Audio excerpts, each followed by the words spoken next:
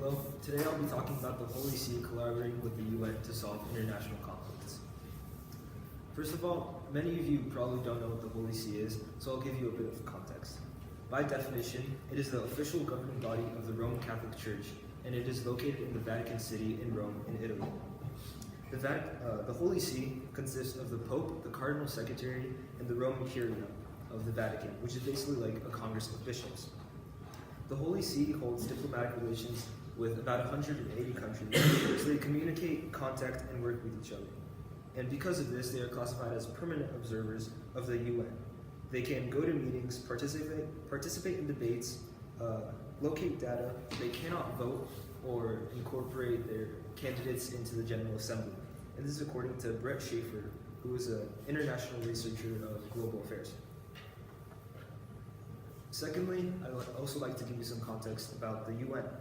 The UN is called the United Nations, and they consist of the Security Council, which are 10 temporary countries and 5 permanent countries working together, and this can be seen similarly like an executive branch of our government.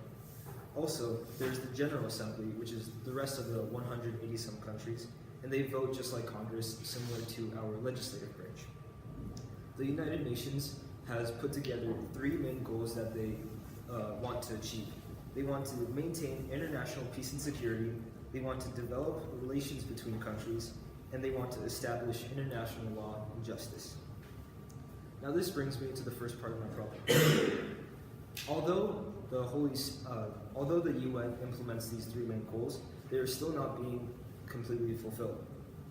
In 2017, there were 10,900 terror attacks, as you can see on the graph on my left, and they resulted in 25,445 fatalities, as you can see on the graph on my right.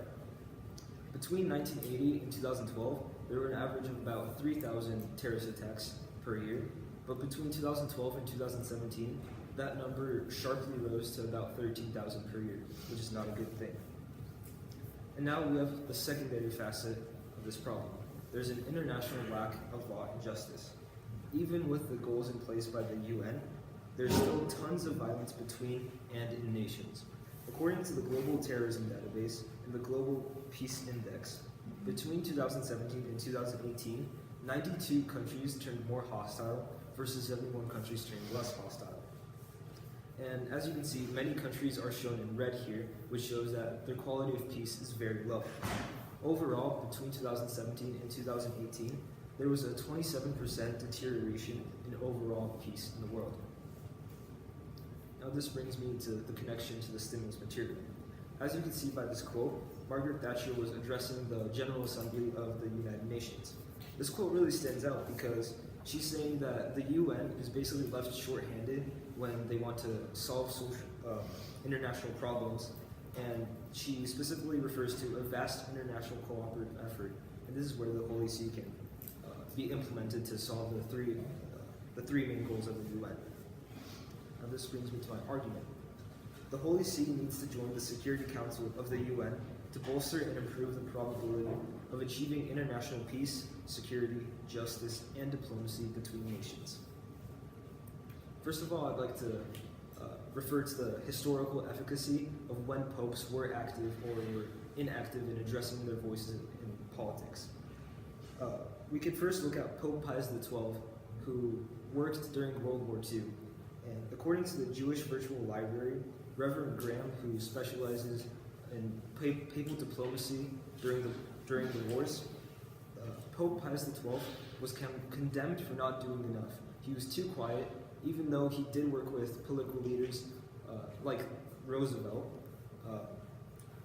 He was ostracized for not addressing the public and criticized for not speaking out to them and telling them what he was doing.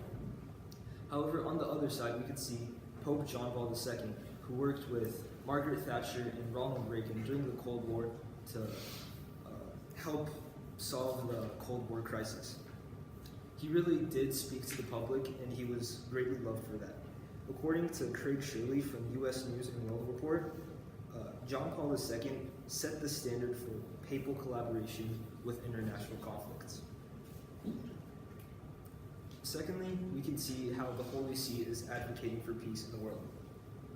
To combat the lack of peace and security, Cardinal Secretary Pietro Parolin proposed Resolution 2178 to the United Nations General Assembly to counter global terrorism. And because of this, the UN passed it, and this really shows the potential of the Holy See's power and how they could use their influence to change global conflicts. Pietro Parolin is very adamant in reducing terrorism, and the Holy See can be directly involved in this. Also, the Holy See proposed the Treaty on Prohibition of Nuclear Weapons, according to Father David Charters. And he said that this is really important because there's a ton of maintenance of nuclear weapons, and instead of allocating money to nuclear weapons, they could be allocated to sustainable developmental goals. And the Holy See prioritizes humanitarian efforts over nuclear weapons that could decimate the planet. Thirdly, the Holy See has a vast global influence. According to Forbes' Most Powerful Peoples list, Pope Francis is ranked 6th, higher than the UK's Theresa May and France's President Emmanuel Macron, which are both members of the Security Council of the UN. Also, according to Tim Burns, who writes for the Journal of Faith and International Affairs, the Pope has a so-called moral megaphone.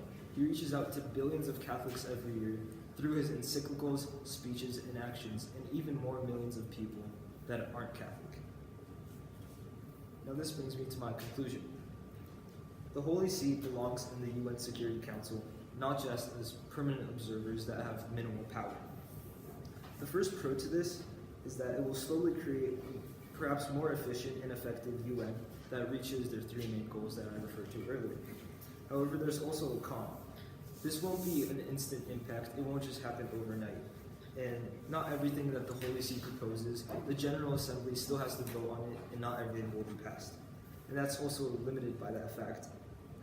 And some may argue that this is the unification of church and state, and that countries should stay out of religious issues. But if that was the case, the UN wouldn't accept Iran, Iraq, or Pakistan into the United Nations, which are all heavily influenced by the Islamic Church. And as an implication, ultimately, the world will be a better place, achieving the peace, security, law, and justice that the UN looks after. Thank you.